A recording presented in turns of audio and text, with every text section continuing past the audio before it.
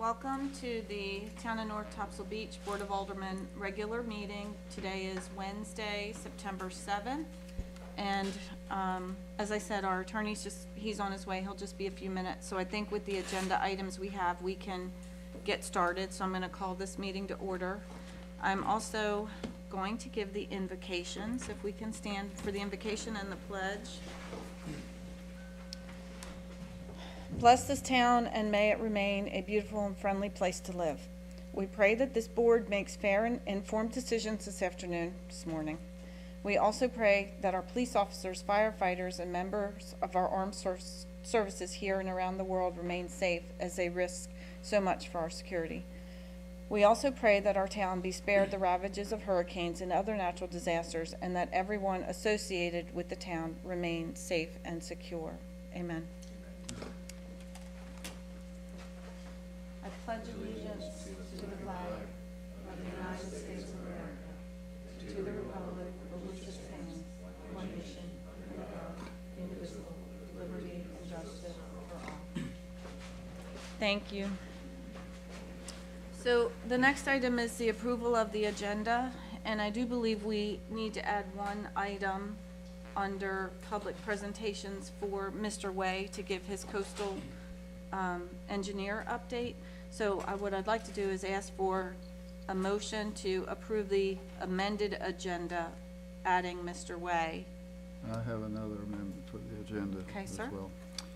I would like to propose that we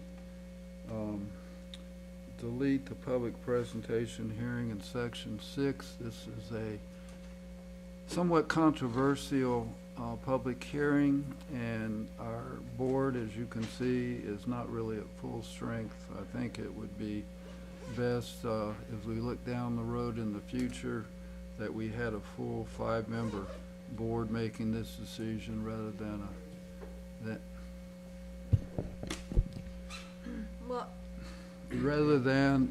I'm proposing that we delete the public hearing because we do not have a full board seated at this time, and this is a historic hearing that we are going to consider today. Can I make a motion? Yes, sir. I would move that we accept your amendment to add Mr. Way, but not accept Mr. Benson's change to it for a couple of reasons. One is... Turn your mic. Mike. Sure. That we do not accept Mr. Benson's request. I think that we've sat on this thing, we've talked about this for over a year, and the idea that we delay this thing for months and months and months means that we're going to have more issues related to building and destruction of dunes. And I think the issue about whether there's 5 board members here or not, I can't speak for the 2 that are not here, but I know in discussions before, both of them were in favor of one of them sitting here today. But I am absolutely opposed to delaying the hearing. It's been properly noticed. We've received comments from other people, so I'm fundamentally opposed to that. But I would make a motion that we adopt the mayor's recommendation and Mr. Way. Ms. Plattle.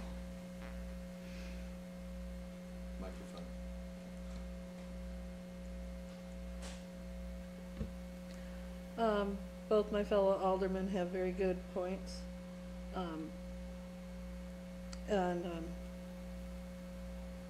I do feel that the board itself, we have gone through this. We have talked in closed session. We've listened to Ms. Hill and her recommendations previously.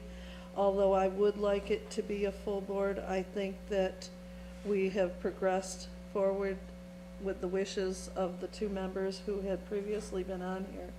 And as far as we represent the citizens of the town, and I believe that we've overwhelmingly heard the wishes of the citizens of the town, and I would say that we go ahead with the public forum on dune protection. So then, clerk, if you could call roll, I think what we need to do is ask well, someone needs to first make the appropriate motion Okay, and we vote on both. Well, Alderman Grant made the motion. So, yeah. No one seconded it yet, as far as I okay, know. so do we have a second for Alderman Grant's motion? I second Alderman Grant's So motion. then we can just Mhm. go around, okay? Is everyone in favor? Aye. Anyone opposed? Aye. Okay, so we have one opposed and two in favor, so I still don't get to vote, Mhm. but the public hearing is staying on the agenda. And we are adding Mr. Way. That was the only change, Brian, we're adding Mr. Way, okay? Okay, managers report. First off,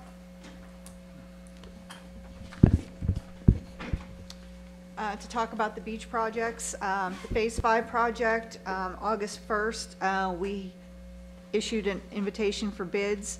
August 10th, we had the non-mandatory pre-bid meeting that was held at Gray Street Access. In attendance at that meeting, we had 5 contractors present, along with Fran Way and myself. August 23rd, we held the bid opening at Town Hall. 1 bid was received, which was returned to the bidder. So at that point, it was necessary, the following day, we reissued the IFB with a new bid opening date that was set for September 6th. We had that bid opening yesterday here at Town Hall, where we received now 2 bids from CM Mitchell and from ST Wooten.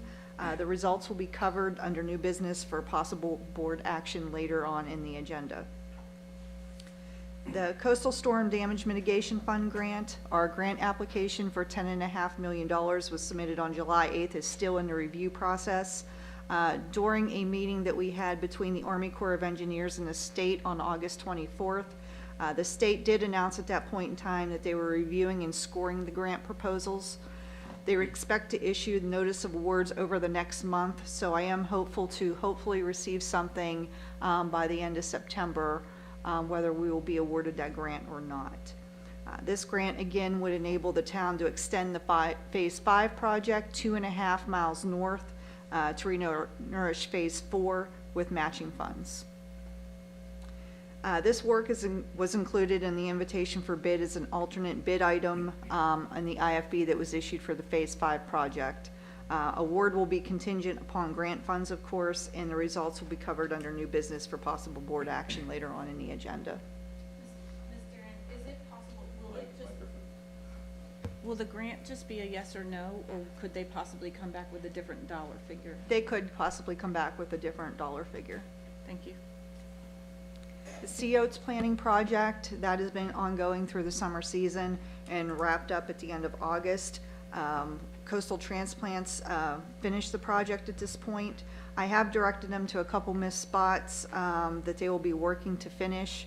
308,200 sprigs have been planted within the Phase 5 area and 529,111 plants for the Phase 2 through 4 area total.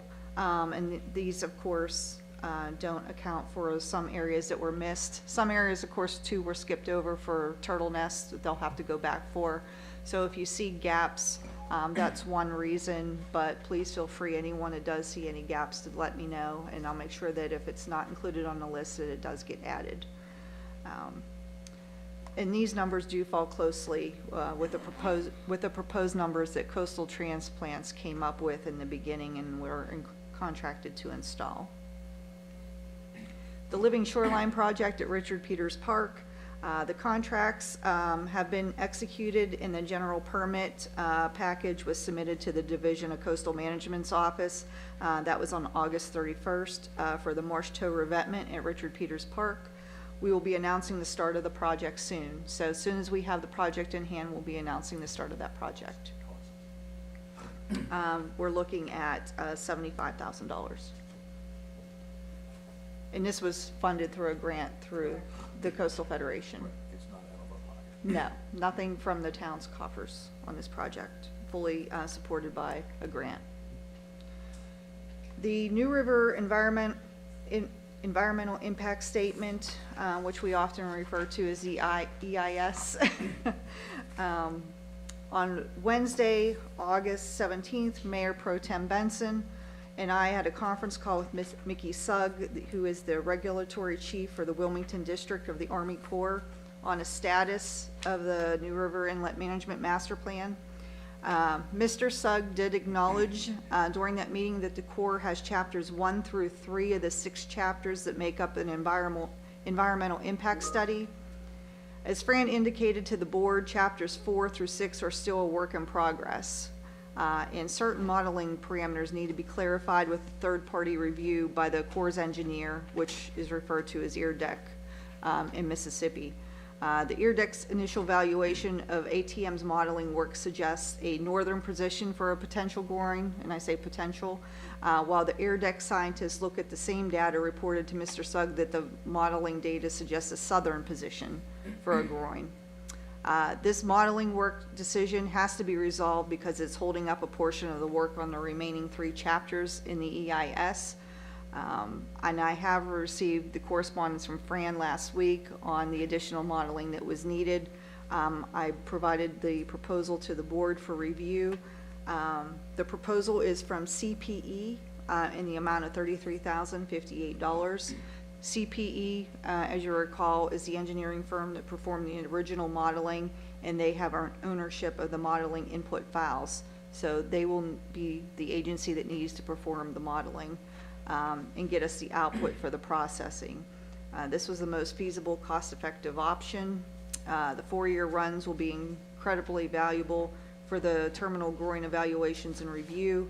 This needs to be completed as soon as possible to avoid delays in the overall EIS process.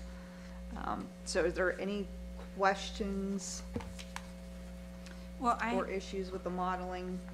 I have some concerns with CP&E being pulled back in to do the modeling because it's been many years since they've been engaged. And, I mean, all of their data is old at this point. So I'm not sure the value of their input files. Maybe I can clarify that, Mayor. CP&E has a specific computer program already set up to analyze this type of data. The data is already in hand. It's just going to be a 4-year run versus whatever was done in the past. We've got to do this to satisfy the Army Corps because the review that we've got of the modeling data so far by the Engineering Research Development Lab in Mississippi suggested a different outcome than what our engineer was proposing. So we've got to do this additional modeling work to get down the road with the EIS. Otherwise, it's going to hold up the whole process of the EIS. And to be honest, if we don't do it, it could be something that conservation groups could challenge in a court lawsuit because it was suggested by the Corps and Corps report, and we didn't do it. So it's not like we're bringing CPE back in to collect new data and do something. We're just using their program that's proprietary, set up on their computer to get the output, and then Fran and his group will take the output data and write the report. So it's the same output data that Fran has looked at and that. It's not the same. It's a 4-year run. It's different. It's from 216 to 220, I guess. So it's a different set of data. And this data is already enhanced. Not like they have to take a survey boat out in the inlet and, No, my collect question data. is, so then this data will go back to Fran and it will go back through this team in Mississippi, and they will decide whether they agree with the new findings or. Exactly. Okay. I'm satisfied. Does anybody else on the board have questions? Is there any issues from the board with proceeding with this proposal? Let's ask a question. Are we streaming? Mm-hmm. Okay. I just got a text message in, Mark. That's what I was asking. So maybe you fixed it. Sorry, go ahead. And is there a consensus to proceed with the proposal Yes. Yes. for the additional Yes. modeling work? Mr. Sugg, during this call, also did emphasize that once the notice of intent is published in the Federal Register, that is when the draft EIS would be posted on their website for public inspection and comment. I know that was also a question at the last meeting, when we would see something start to appear on their websites. The revised timeline for the Federal Register notification is November 1st, and we intend to keep in close contact with Mr. Sugg to be sure this happens on time. Once that notice of intent is published, the court has 2 years to reach a record of decision at that point on our EIS project. We questioned Mr. Sugg on the 2-year requirement, as the revised timeline was given, and the town suggests that the record of decision will be ready in 12 months or less. He did admit during that call that 12 months was a little probably too optimistic, and meaning rather than in 2023, probably a more realistic time frame was sometime in 2024. So we're going to continue to schedule the regular calls with Mickey, just to keep in contact and make sure that we follow the timeline closely. Abandoned vessel removal request. I prepared a joint request on behalf of North Topsail Beach and Onslow County, which was addressed to the Army Corps to remove the abandoned vessel located on the sandbar on the southern side of the New River Inlet. This vessel's been on an agency's list, as I understand, for quite some time, and we have requested it be removed as soon as possible, as it poses a safety risk to visitors who may walk out to the sandbar for a closer look or photograph. Since this request, I also prepared a similar letter of request to Brigadier General Nibel, requesting the Marine Corps support with removal of the above water rigging. This would be a community service project completed by the Marine Corps. So either or, I have addressed 2 agencies and hope that we can come to a conclusion on removing that vessel once and for all from the inlet, so it does not continue to pose a potential safety risk. Disaster preparedness. We held a community town hall meeting here in our boardroom for residents on hurricane preparedness. Thank you to all the residents who attended. It was a very well attended event. The county and the National Weather Service was on site, so we appreciate everyone's input and attendance at that event. Since the meeting, we recently updated the website to include forms for resident reentry passes to encourage everyone basically to sign up for their reentry passes before a pending storm. The setup allows you to fill out the form and submit with payment online through the website. That's new this year. People can also still stop into the office and get one in person if that's easier. We posted this notice to social media, our website, the town message board, as you've seen when you came in. And we also did a code red reminding residents to sign up. I'm happy to say that we received over 264 requests for passes by email alone, so that's been a huge success. This will help us to be able to divert resources before a pending storm on things that we need to button up, as opposed to lines of people needing or asking about reentry passes. So we're getting that out of the way now, as opposed to right before a pending storm. And Mr. The only thing I would suggest is that we make sure residents know that we're going to firmly adhere to, so many days up to a storm coming. We as you said, 72 hours. We cannot stop what we're doing to issue passes. We've got to get files off the island. We've got to get equipment off the island. We can't. Right. Okay. And just one more thing, just a quick thank you to the Kiwanis group again for the free little library. We had a small gathering at Richard Peters Park yesterday morning in recognition of the donation, so just a thank you to the Kiwanis group. Does any board member have any additional questions? Yes? Just a quick one. I know that you and Rick have been working hard on doing the new website. I know you're not happy Yep. with what we've got right now. Can you give us an Correct. update on that, please? Yeah, we're looking to roll that out probably within the next few weeks, but before October. Okay, the next item is open forum. Do we have anybody who has signed up for open forum?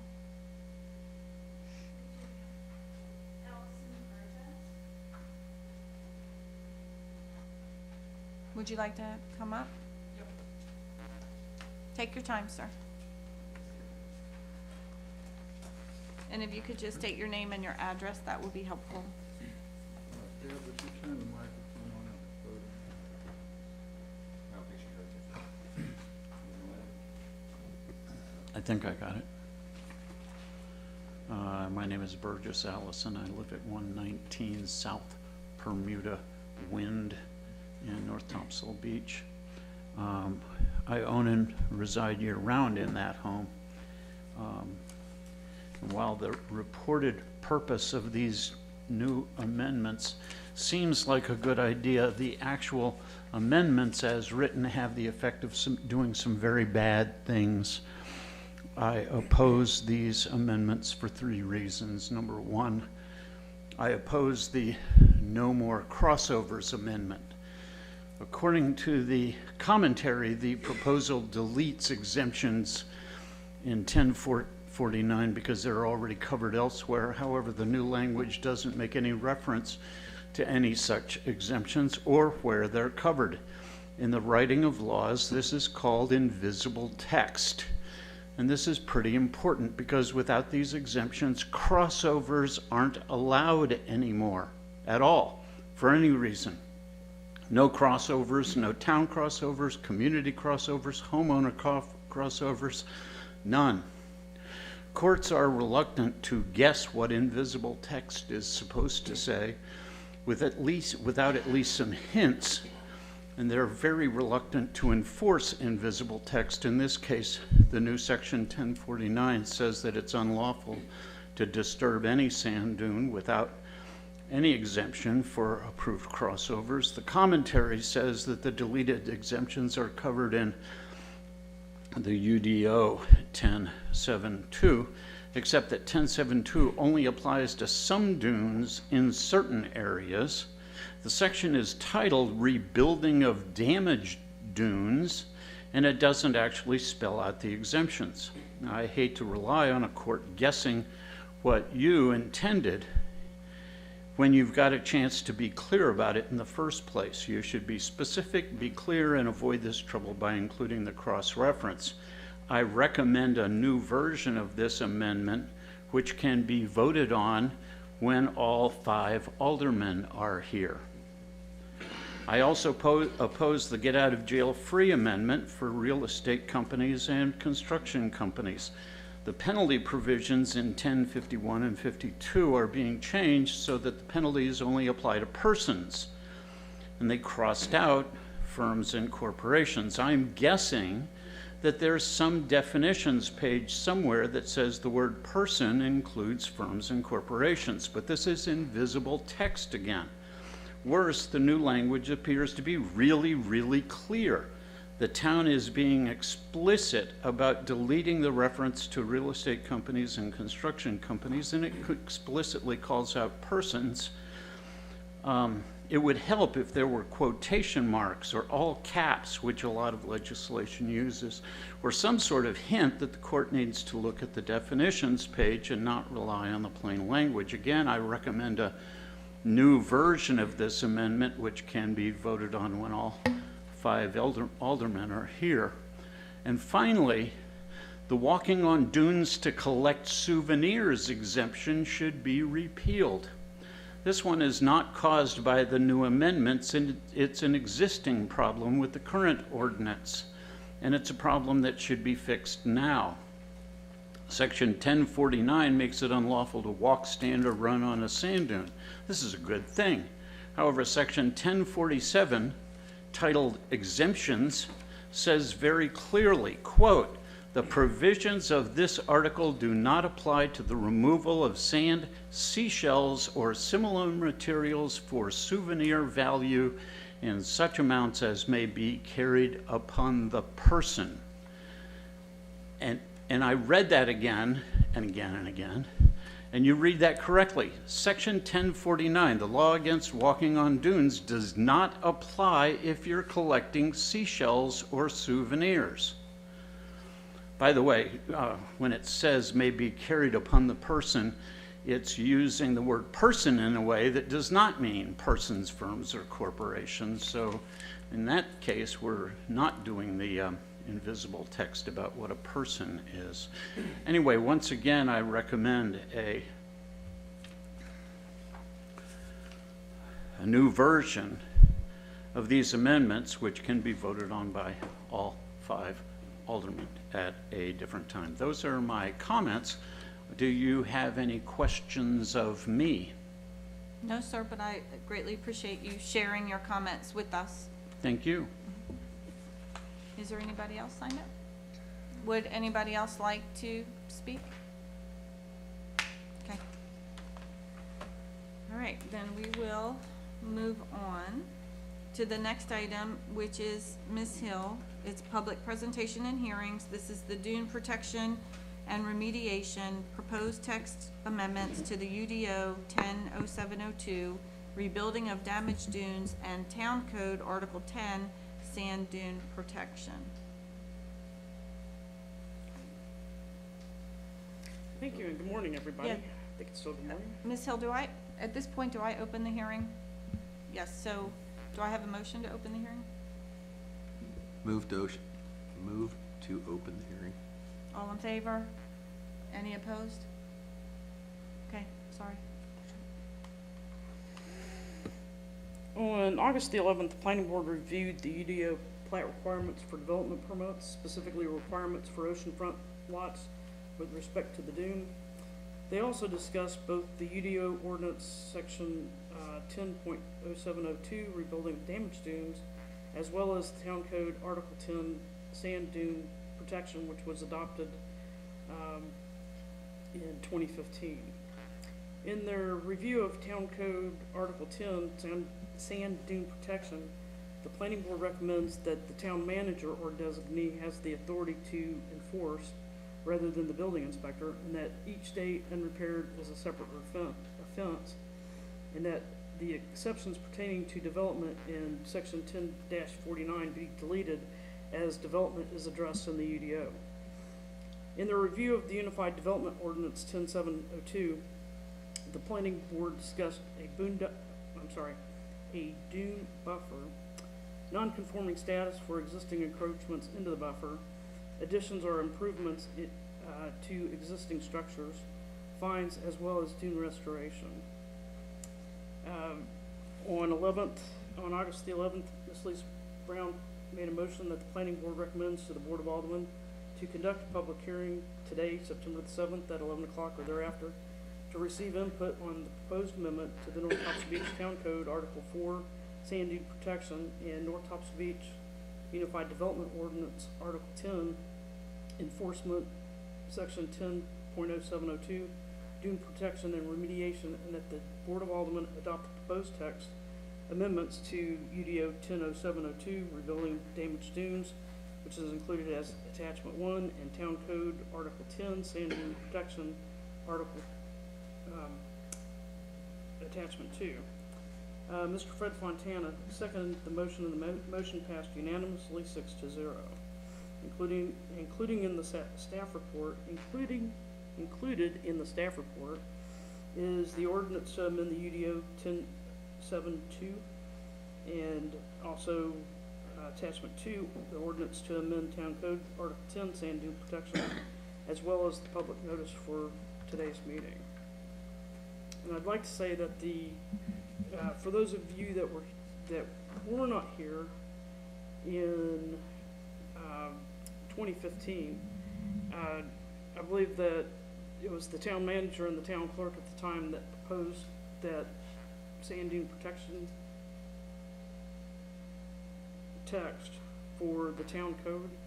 Even though it included development, it was not routed through the planning board at the time, so it was a little disjointed. And so when the Board of Aldermen tasked the planning board to address sand dune protection, we really had to address both sides, both that town code section as well as the UDO.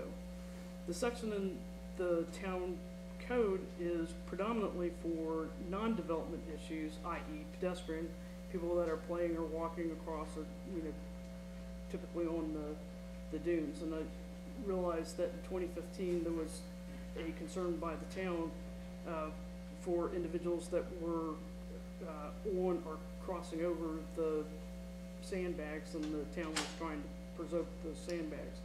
So I believe that that was another concern that the town was trying to address through the adoption of that ordinance in 2015.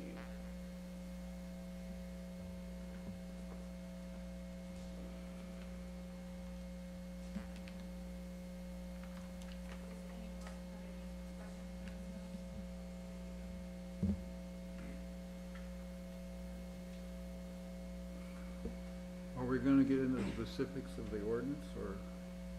Yeah, this is our opportunity, I believe, to ask questions, as many as you have, whether it's on the ordinance or any of the other changes, yes. Okay, well, I have several questions. Let's start out with the first one, the UDO. It's page 5 of your board packet. It's section 10.07.02. The language has been changed to say all dunes in the ocean hazard area are damaged during construction.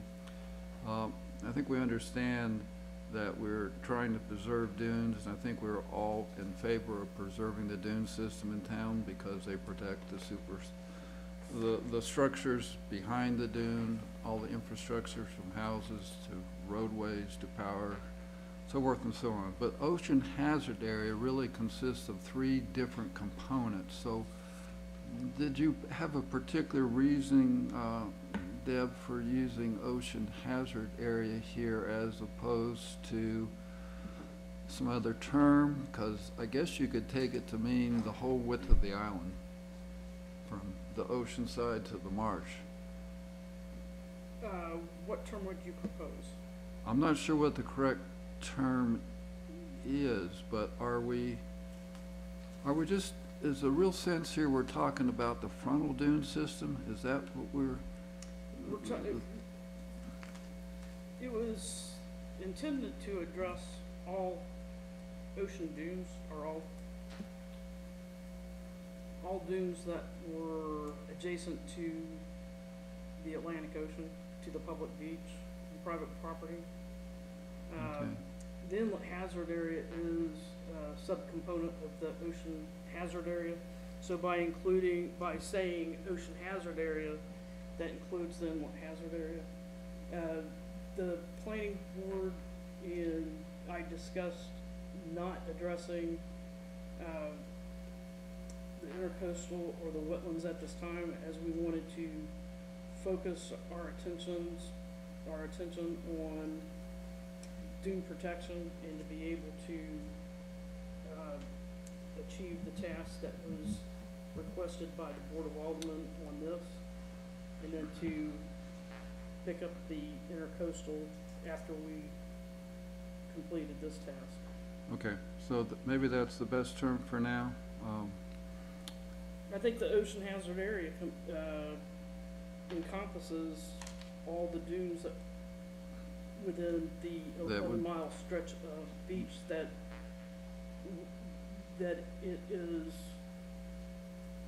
our understanding that we're trying to protect. Right, now that would be in highly erodible areas, which our entire island coastline is a highly erodible area. Any beach that's adjacent to the Atlantic Ocean is in an erodible area. Okay. For those of you that looked at the board packet on page 6 at the top, the way the packet is put together, there is section and item blocks like page numbers, and on the board packet that we received, there on the top of page 6, it's talking about dunes that were excavated in violation of this ordinance shall be subject to a fine of $1 within 7 days of notice, but it's $10,000, not $1. I asked for clarification on that, and that's the clarification. Mr. Benson, which yes. one was that? It's on top of page 6.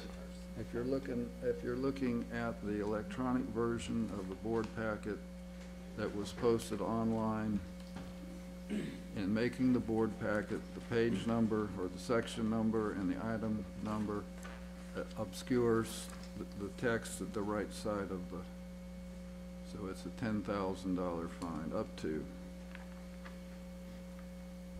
The next question I had is I needed to,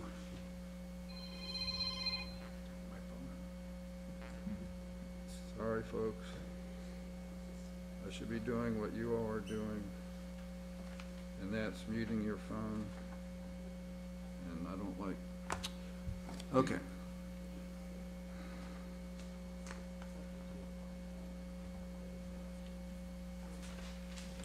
So the next question I had is in section C, and the text is, you can see there, any development proposed with the ocean hazard area shall include a plat.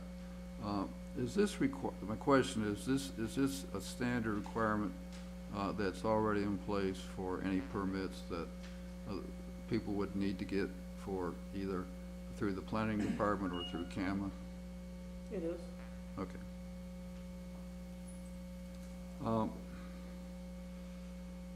Let's see. Okay, those were the basic questions I had with the UDO, and now I think we need to address the town code section, which starts at the top of page 7 in the board packet for those of you. Mayor Pro Tem, before we move on, it sounded like Ms. Hill clarified your questions. Are you requesting any changes to the UDO after her clarifications have been provided to you? Well, no, I'm not requesting any changes. Okay. I'm just trying to keep track of what Okay. we're requesting. All right. So moving into the town code section, as you indicated, Planning Director Hill, this was something that was done previously in an attempt to improve public safety and protect the dunes, and it didn't really go through the planning board. So some of this information here, we probably need to come to an agreement as to what really needs to be in this section of the ordinance. But the main thing that concerns me in this section, in the town code, is under findings of fact and purpose, item C, as used in this article, the phrase sand dune shall mean any and all man-made or natural mound of sand regardless of size, so on and so forth. I think this section should be struck from the town code, because it's going to add confusion to what we're trying to do, because we live on an island that is a sand dune. The whole island is a sand dune.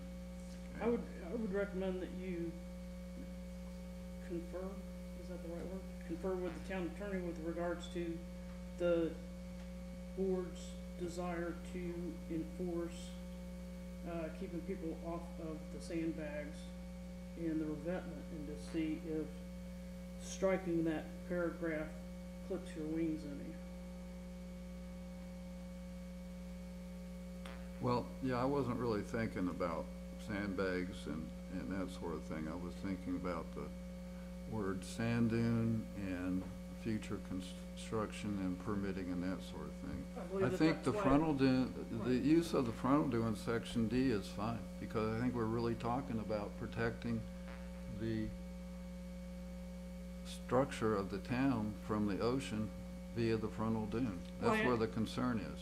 Right, I understand, but I believe that that's why they used that language in paragraph C, to where that they could enforce keeping people off of the sandbags in the revetment. So I would recommend that you discuss that with the town attorney. I just want to also just remind everybody that we do have issues as it relates to berms and being able to enforce people staying off the berms, which is a dune that doesn't have vegetation on it yet. So I do have some concerns about striking that whole paragraph.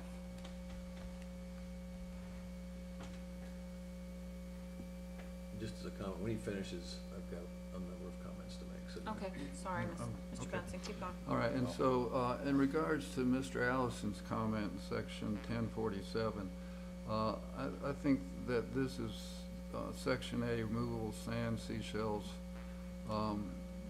should be stricken from the town code as well. That's not the intent. We don't intend to have people walking across the dunes looking for seashells.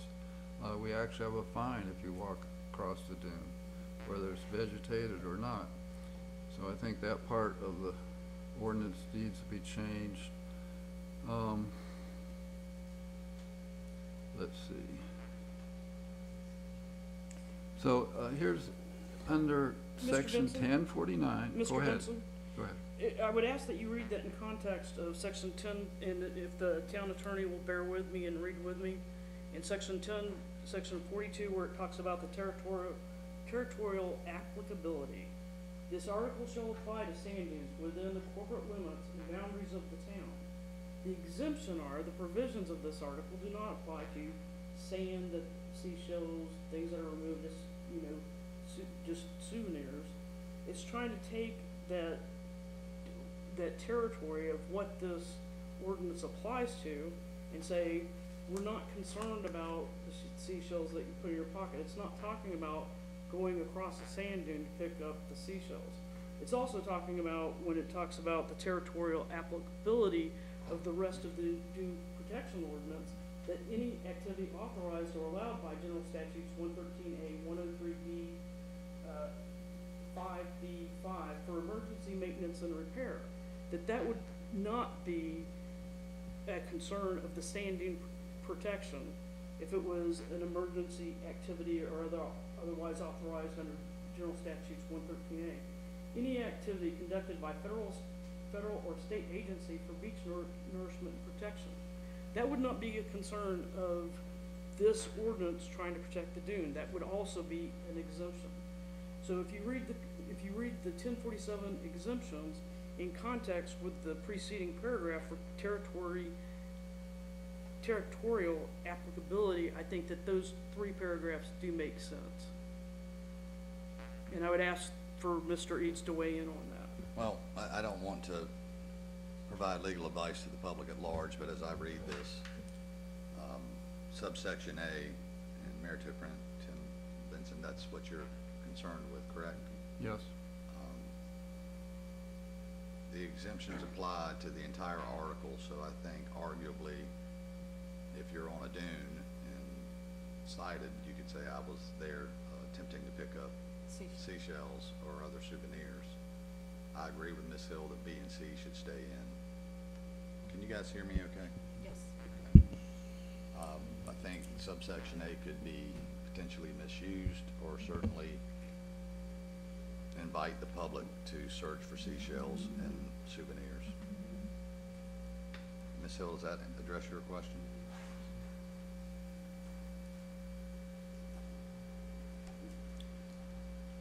Mr. Benson? All right, let's move on then. But I just want to clarify, you were only referring to taking out subsection A, correct? Correct. Yeah, just A. Right. We definitely want to restore our dunes. Well, I think that's an When invitation. FEMA's gonna pay to restore our dune system, we definitely want to restore our dune system. From a Emergency prosecution, repair, right? from a prosecution perspective, how are you going to prove they weren't on the dunes looking for seashells?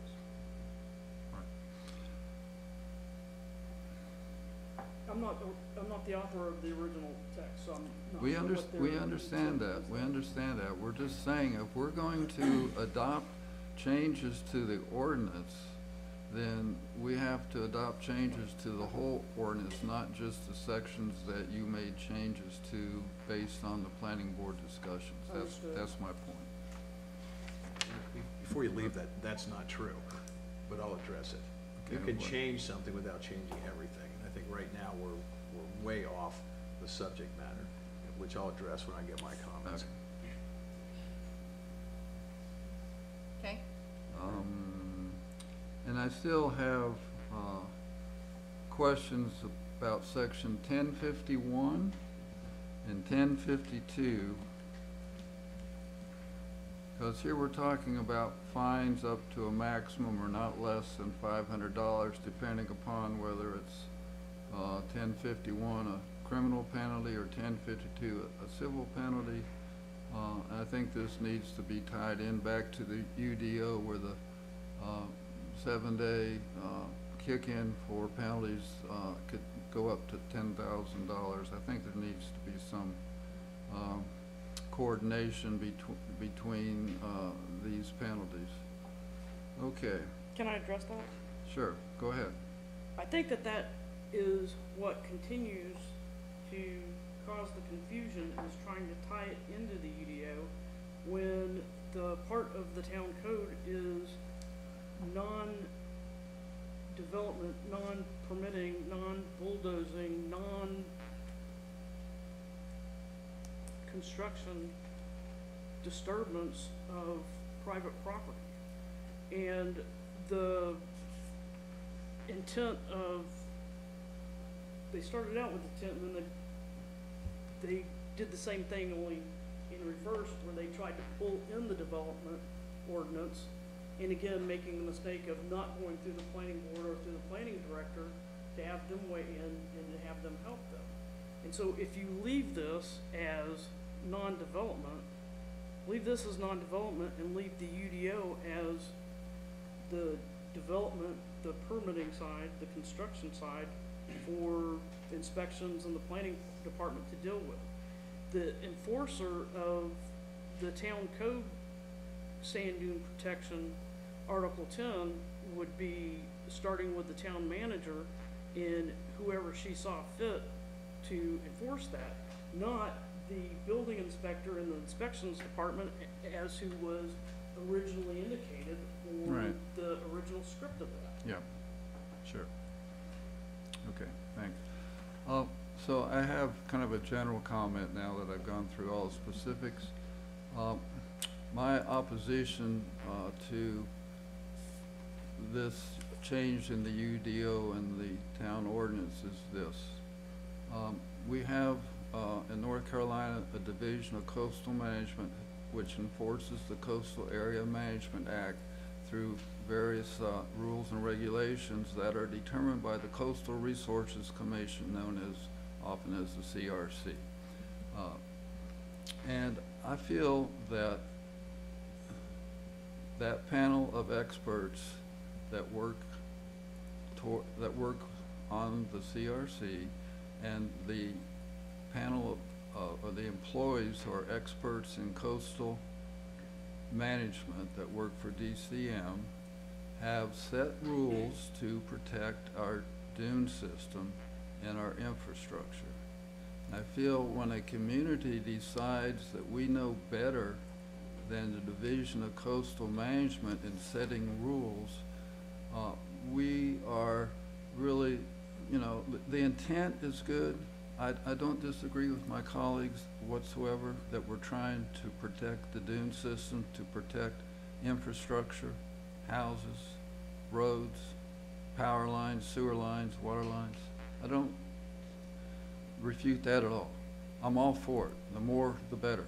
But I think we need to do it through the Division of Coastal Management. And if we think there needs to be a change in their rules, such as a 5-foot dune buffer that's proposed in the UDO, then we should be taking that to the Coastal Resources Commission for them to have their experts evaluate that for the whole coast, not just North Topsail Beach.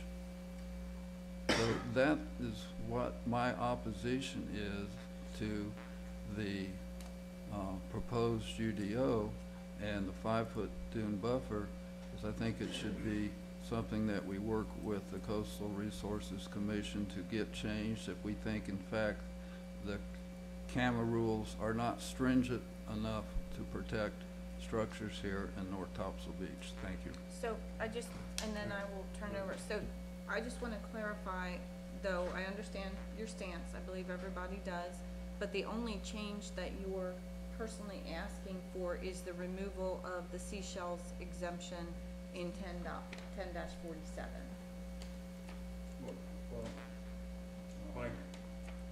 Well, is that, I know there was a lot of discussion and responses, I just want to make sure I know what we're requesting as we go to each board member.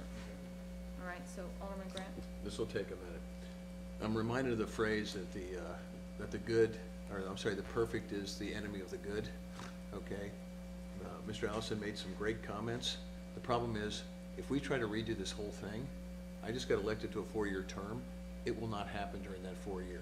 We have heard this over and over again from the people in this town that they don't like what's going on in some of the construction stuff, all right? And the idea that we have to reform the entire code and go through every issue of that code and go to the planning board and get all this done within a time to stop this stuff is just, in my opinion, ridiculous. I enjoyed the comment about let's leave it to a government agency, and then I'm reflecting on what the town manager just said, talking to the Army Corps of Engineers, that now the groin has moved another year. Everything we've done with other agencies in this tells us that if we leave our future of this town to state or federal agencies and don't take the steps that I think the citizens have asked us to do, that's a fundamental mistake in what we do as a town here. I think we have heard from so many people, including the planning board, and I would compliment that. And the other thing I would point out to it, especially to Ms. Hill, is one of the things we got into with this is, and I think you used the term focus like a laser on one issue. We got to get something done in this area. And I compliment the planning board because they could have been distracted, and they were distracted before by the board, because we said, okay, let's look at everything that's out there. And I think that everybody agrees, including construction people, builders that were on the planning board, about what's going on is not helping the town, it's underlying it. And so my feeling on a lot of this stuff is, one is you don't need to go over the entire code. I would ask any citizen, if you've got other stuff that we want to change this, that's fine. But if we wait to change everything and every ordinance before we get anything done, then frankly, nothing will ever get done on this thing. When I look at some of the changes and I went through this stuff, and yes, I'm a lawyer and I stayed at the Holiday Inn. But when you also look at the penalties that refer to the criminal and the civil penalties, one says a maximum and one says not less than. All right, not less than means not less than $500. $1 million is not less than $5, nor is $10,000. All right, one's a civil penalty, one's a criminal penalty, and the language is pretty specific that if you've got a not more than or less than, that's a completely different standard for a fine. I think some of the comments in terms of just making changes in this, look, those are things that the planning board can consider. But for us to unilaterally do it without running it back to the planning board is the same problem we've had before about not running things through the planning board, because we're sitting up here making a change that they need to go back and reflect on. And I trust Ms. Hill and the planning board to go back and say, okay, if we move this provision, how does it affect that provision, which is what you did in a very thoughtful way here. So again, I really compliment what you've done on this. I fundamentally disagree with postponing this again. The feedback that I've gotten from people is, and pictures and everything else is, get something done, all right? Is it a perfect solution? Probably not, but I'm not sure there's a perfect solution to anything. But I also know that if we try to change everything at one time, or try to make changes in something that have gone through the planning board and have been thoughtful, I've had a number of discussions with you, with the town manager on this issue, and with a lot of the citizenry, and bottom line is, people want this stopped. They want not, to be honest with you, I was pushing for 10 foot. And when talking to Ms. Hill, she said, if we do this dune survey, I don't know if that's the right term, then this discussion about whether the dune starts or stops is ended, right? And my undergrad's in civil, and I can tell you, if you build right next to something, if I dig right next to your foundation, even if I don't touch it, I've undermined that foundation, right? That's frankly just, basic science that, and anytime, if you have to build something right up against the dune, then you probably shouldn't be doing it, because you are undermining the dune. So again, I thank you, and I really don't like the idea of delay. We've had this thing going on for, 9 months or a year? When I brought this up 9 months ago, all right? It's time to do something. If it's not perfect, then we can work on it, but if we do nothing, making the decision to do nothing is making the decision to do nothing. And you remember, I got chastised by saying that you guys didn't do anything when you actually had. So I apologize again for that, and I compliment you on what you did. Thank you. Ms. Potter? I have a couple questions for Ms. Hill. on the ordinance, or proposed ordinance and changes, as far as staying off the dunes, some of the homes that, have not been permitted to construct crossovers, I'm specifically thinking of, like the area around Beach Access 32, and which does not seem to have done a lot of damage, but then I think of Dolphin Shores, where they've used to walk over, and that has done damage. How does this address that? At all? No. No, Okay. that's really on the state Division of Coastal Management level, but what Division of Coastal Management, I've worked quite a bit, I've been spending quite a bit of time with, both Rob Muir and Tina Martin, the DCM field rep, and there was a CRC meeting this week or last week coming up. I'm kind of fighting on calendars. Next week. But I think that it's next week, they're gonna be addressing this with CRC, I believe. And what they're starting to allow is for the walkway to come up and then for the stairs to immediately, turn as soon as it crosses the dune, to give that dune some protection. Whereas with the post and rope, in some areas it may be preferable, but in some areas it wore through like a cave. It was like a V that when we got a complaint about it, we thought someone had actually cut through the dune until we had somebody contact us that stated on his daily walks that he had seen just the, daily erosion of the renters walking back and forth where it, finally wore it down to just a pathway. So, one good storm surge would rip that dune like a broken zipper on one of my smaller size pants. But I will say that, to your point, Ms. Hill, the camera reps have really been taking notice to the damage that the post and ropes have been causing us. And they, not just us, but everywhere, and they are trying to recommend a change to that, because that's not something that we as a town get to approve or deny. Okay. It's, anytime that you address a problem, it doesn't seem like there's ever a cookie cutter solution. And just as there may be some unintended consequences that I'll have to lickety-split go before the planning board, come back before you as fast as I can to try to mediate those. But the intent is to try to preserve the dunes as much as possible. I did have a very positive landscape plan that I had permission to show all of you, and it was my intent to show you, but I was hoping to get through this a little quicker. But there are individuals that aren't coming in and saying, what's the biggest, what's the tallest, what's the most that I can do. There are individuals that are coming in and that they're saying, what can I do to preserve the vegetation, on the dune? And they're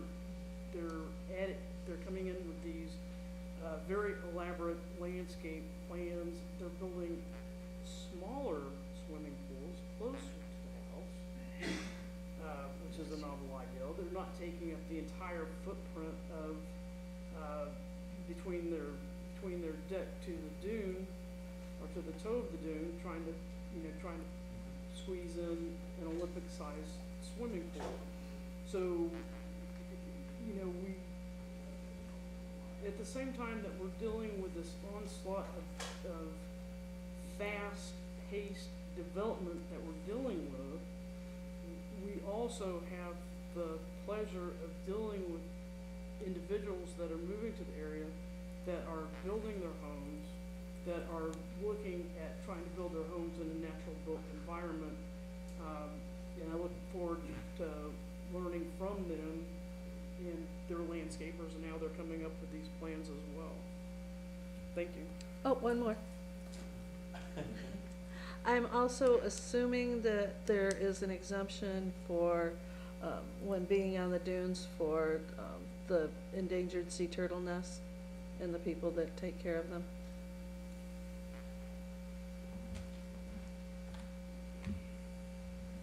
if that's covered somewhere. I don't think that's ever been enforced, is it? It's never been enforced, but if somebody decided that they were going to enforce, because there is a wire grid that is put up on the turtle, over the turtle nest for stakes. But you don't go up on the dune though. Oh, sometimes we do. Yeah. You go up on the dune, on the Yeah. ocean, Well, on the ocean side of the On dune. the Yes. ocean Can I- side of the dune. Right, can I point something out, though? The ordinance relates more to construction and stuff than it does. The discussion about walking on the dunes and stuff was a separate discussion. Right. But that's something that, you know, if you wanted them to handle, you know, that to me is a normal type of thing. But I because- think I'd ask them to take a look at what language and stuff they want and come back to us on that. Because they're, whether it's a natural nest or one that is moved up there, it can be up on the way top of the dune, it can be on the side of the dune, it can even be at the base of the dune. There is a wire grid that's put on for stakes, and then when the nest gets ready to hatch, there's actually a ramp that's built down. After it's all done, everything's taken down, smoothed back out, the dune is restored in that area. Under, you wanna replace paragraph A with temporary protection measures for wildlife by certified or Where are you? Where do you see We, that? we need some, Madam Mayor, Yes, please. if we're, and I think it's a good idea to accommodate that, but it can't be open-ended. It needs to be some recognized protocol. Like, is there a standard for these ramps? Is there a standard for these? I'm assuming there is a standard out there. But Brian, that's what I'm saying. I think you go to the planning board with it. They've got a meeting tomorrow. Right. Okay, to come back with something like that. But I think it's gotta be more than, if you do wildlife protection, if I'm going to get a bird, does that count? Does it, if I'm going to get a crab off the thing? And so I think Right. that, you know, then Connie, with your knowledge and something like that, to get a description of what goes on and put it in there, I think would be really helpful. Well, and then when you do bring up wildlife protection that way as well, because we, not just the turtle people, but, people from Skywatch and stuff Exactly. do get birds from the dunes, But that's then- my point, is I think if, you know, that's something that I'm It- asking if that's something that you would get directly involved in, since you tend to have that expertise. a lot Yeah, more than I because do. there's other things that the turtle people do if they're walking down the beach and they see somebody's kite has crash landed up there, or a garbage bag or something, they crawl up on the dunes and remove any debris, trash that could have blown up there. But again, that's something you give thought to, because then that's gonna be Brian's earlier argument of, oh, I was going up there to pick up that trash. I mean, we could have Everybody's gonna follow have, right, everybody's gonna have a regulations. reason for going up there, and I think that if you have something that's a designated turtle person, you know, but I'm just saying, I think that I would ask them to give more thought to that, because I think if we do it carte blanche, we're right into the issue that Brian talked about. But I mean, clearly turtles are very important in eastern North Carolina, and I'm sure there's a protocol that we follow, as long as it's an objective standard.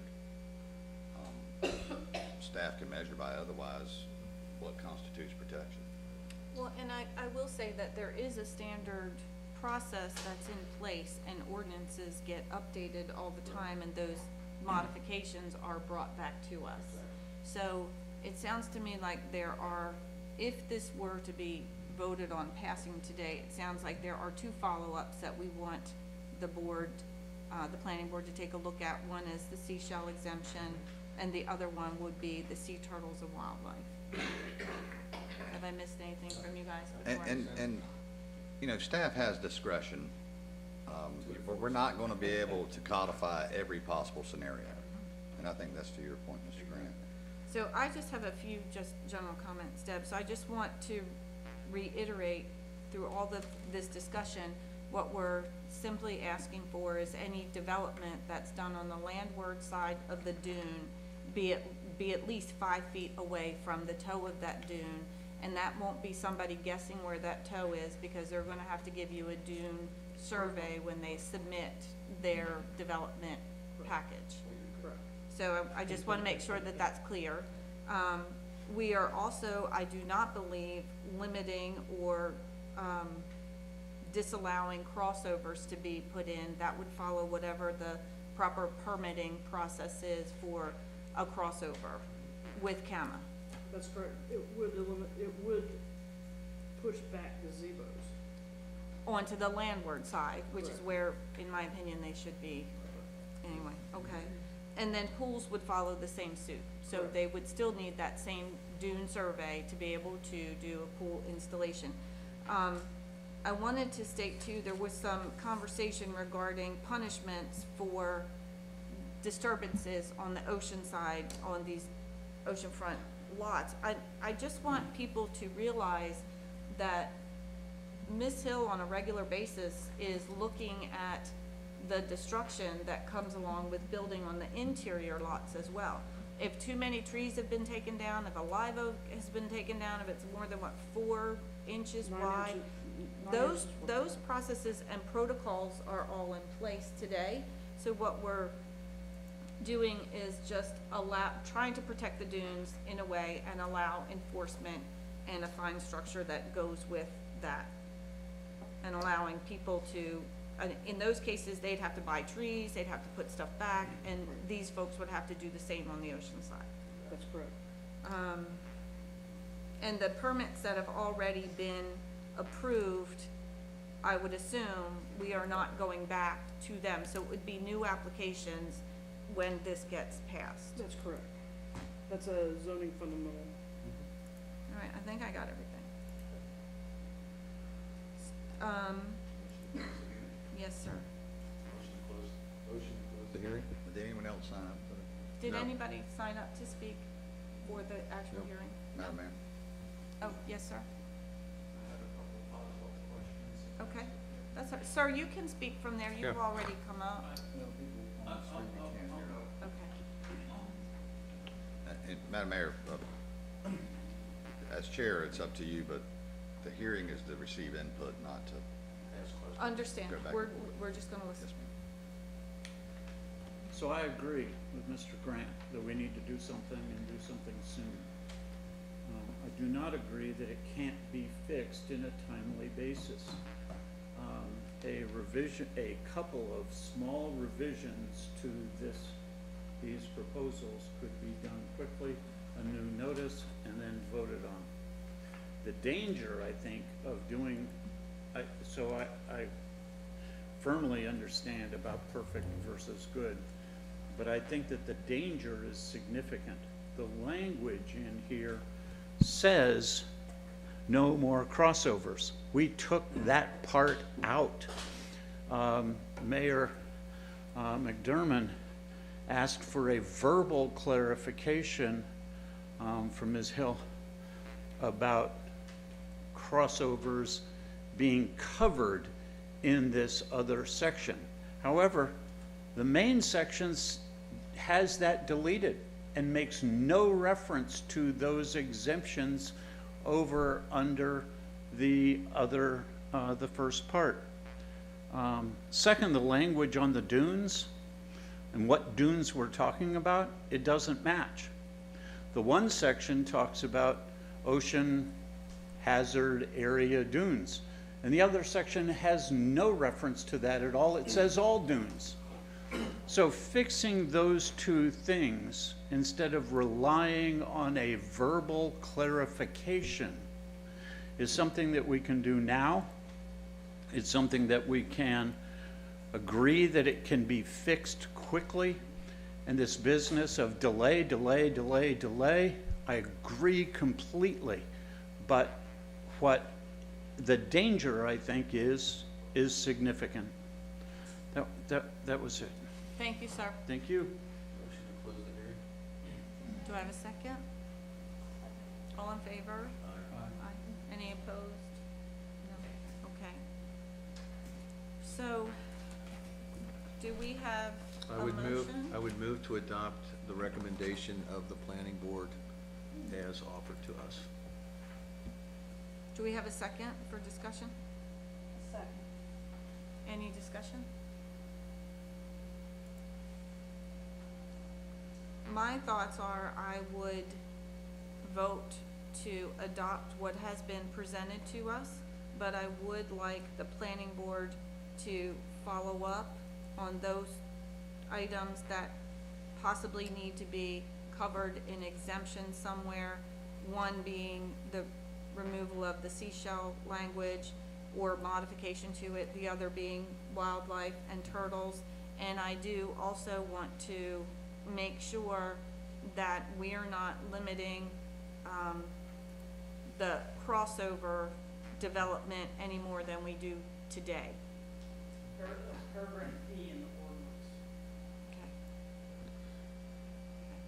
Those are good comments, but I think we should vote on, vote on the motion, and then I think that's gonna be something when you go around the table and ask for direction to the planning board, separate and apart from the motion to approve, correct?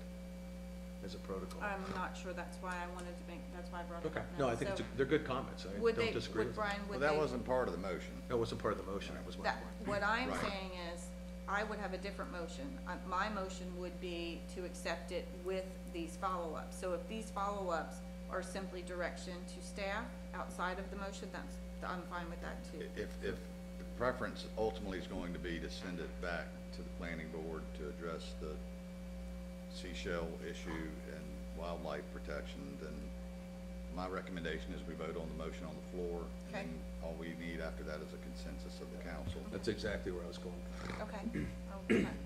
Okay, so we have a motion, we have a second. Do we have any more discussion? Clerk, could you call for a vote, please?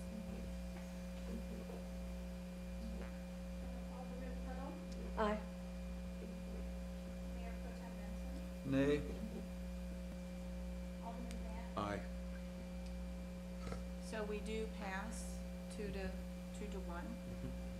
And I do, as I said, I do want to make sure, Ms. Hill, that we give the direction to the planning board to go back and take a look at those items under the exemptions to make sure they're clear, or if, any need to be removed.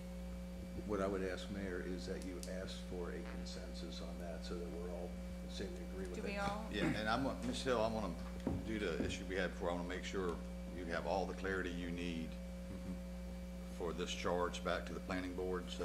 Okay. I'd appreciate it if the town attorney would review ordinances prior to them going to the Board of Aldermen after the planning board has reviewed them. That's fine. I'm saying they're getting ready to, it sounds like, give some direction to the planning board.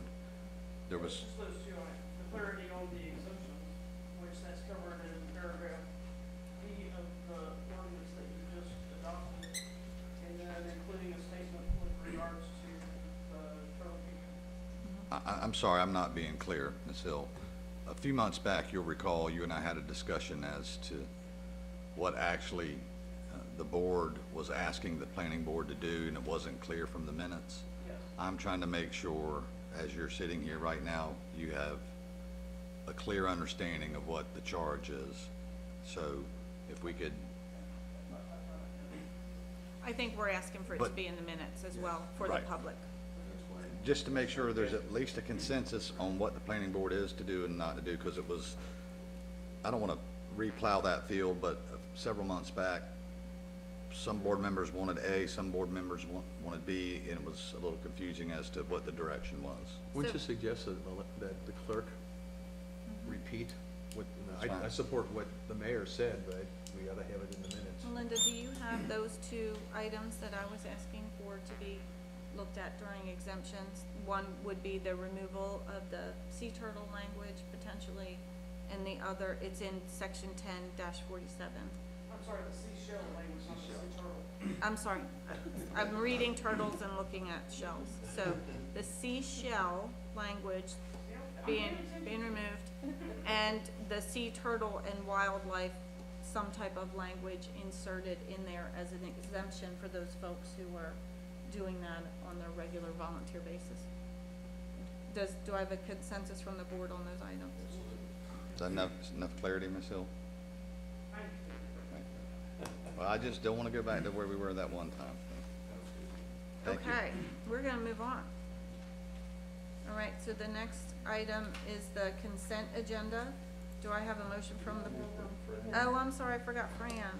I even wrote it here. Fran, are you still with us? Yes, hi. Hi, Fran. There you are. Do you have an update for us? Yes, and then later we will talk about the bids, or do you want to talk about the bids? I missed that at the beginning. They're Later. under new business, so, Okay, that's it'll good. be, it's pretty close to you. Okay, so, yeah, this will just be the standard update. And then Ricky, can I share my screen, or? Yes. Okay.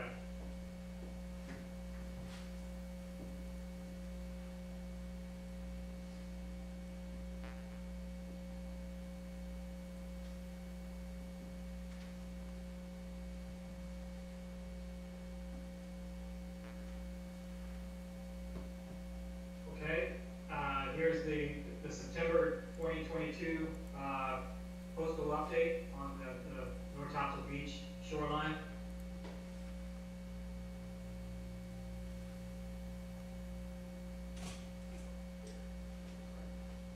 Sorry. Here's just an overview, and I'd also like to just quickly mention that Robert Neal is he's working for ATM. He's out of the Wilmington office, and he helped me out. He helped out with the bid opening, and he will be available, from here on out. He's a senior coastal engineer, and he's got experience with several other firms in the Wilmington area. And I just wanted to make sure that everyone was aware that Robert Neal was kind of helping out. ATM employee now. Here we have phases 1 through phase 5. Phase 1 up near New River Inlet, phase 5 down near the Surf City town limit. We have several projects going on. And then up in phase 1, there's a door-in project for, we have FEMA money for 15,000 cubic yards. We've got permits for up to 40,000 cubic yards of material. This has been permitted for truck haul. In addition to that, there is the Army Corps of Engineers Navigation District, they're going to dredge parts of the intercoastal waterway and the channels to Jacksonville that will place material on the phase 1 shoreline this winter as well. Phases, all the phases got CO vegetation. We have in phase 5, we have the ongoing truck haul project that will begin here in November. And then we have the bidding that just occurred for the second component of the phase 5 truck haul. In phase 4, just as soon as you get onto the island, that area is pretty much just immediately south of, that's the phase 4 region, and that's where the state grant was applied for. And Alice has already kind of updated you on that state grant processing, and it's still in the works.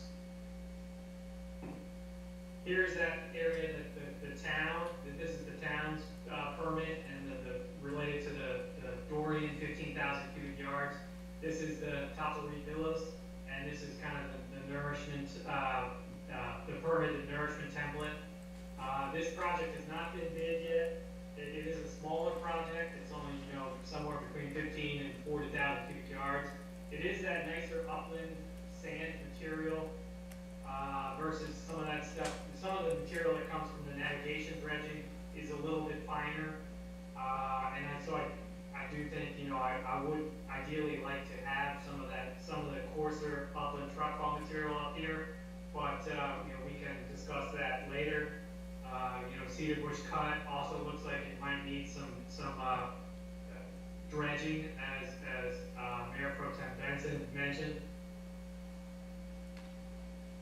Here's where we have the phase 5 shoreline, starting at Gray Street, right in the middle here. And working north, the contractor S.D. Wooten placed material to let, basically, and in February, the end of February, March and April of last year, then the window closed, the environmental window closed for the sea turtle nesting. And they placed about 120,000 cubic yards, which is good. We wanted at least 100,000, so they got a little bit above that. They will continue this in mid-November as soon as the turtle nesting window opens. And then the second tranche of bidding is that we just got back is for the southern half of the phase 5 shoreline. And then here's the phase 4 shoreline.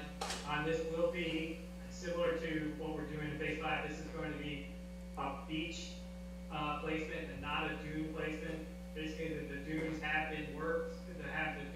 Most of the dunes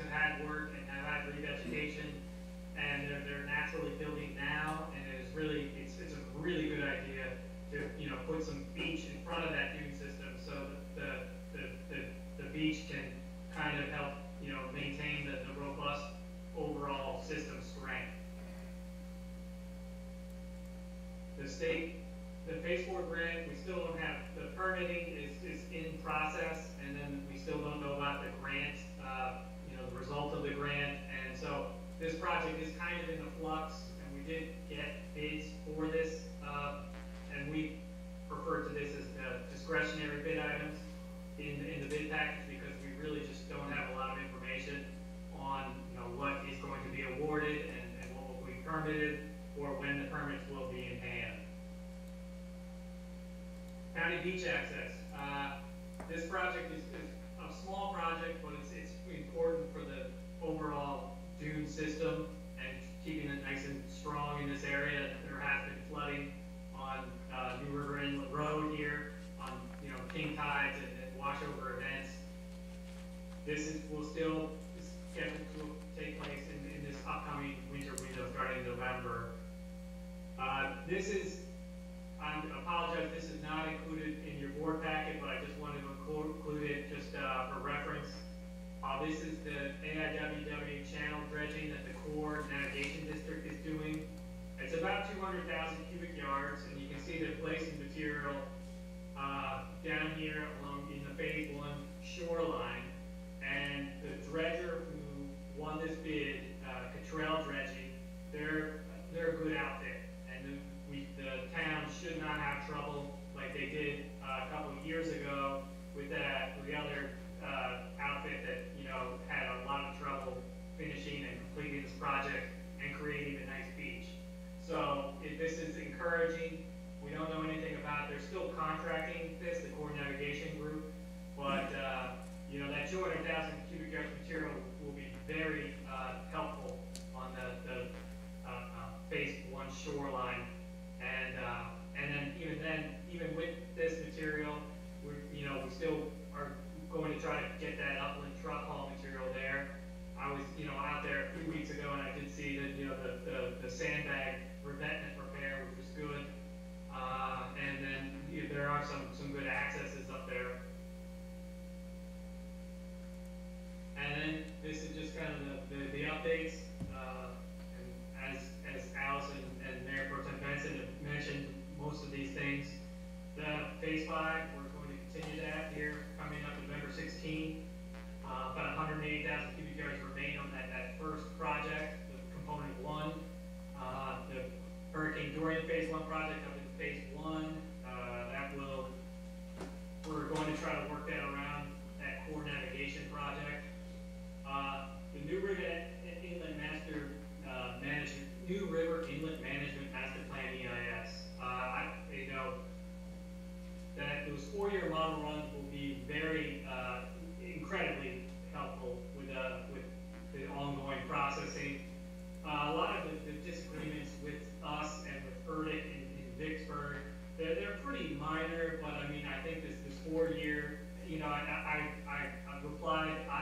responded to all the comments from ERDIC, and I think they're just, you know, considering how the Ocean Isle EIS permitting played out, this is, you know, a good step to get those 4-year model runs in here now, and you know, for, you know, considering kind of what is coming up potentially.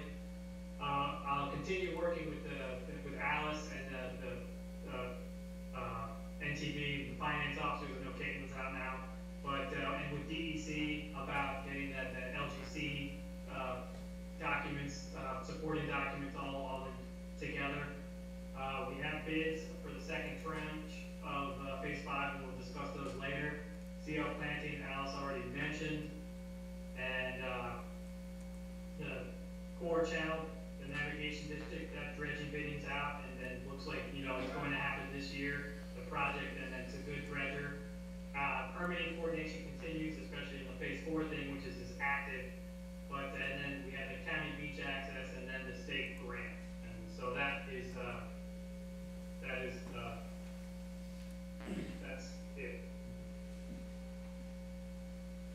Does anyone on the board have any questions for Mr. Way? Just one quick, just a clarification. I think in your summary right there, you had you separated the bidding that we just came in down below, because it said 100,000 left in phase 5. There's more than 100,000 left in phase 5 when you add the new project and stuff, right? Because the overall down there is 600 and something thousand cubic yards. So you just separated those in your bullet points, correct? Correct. Okay. Okay, then thank you, Fran. We're gonna move on to the continuing business, which would be the Bisac update from Mayor Pro Tem Benson. I thought we did that. Oh, I went to do that and I forgot Fran. All right, so we need a motion to approve the consent agenda. So moved. Do I have a second? Second. All in favor? Okay, now, Mr. Benson. All right, thank you, Mayor.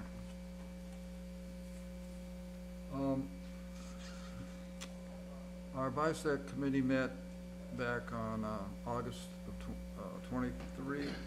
The board has the report there in your packet.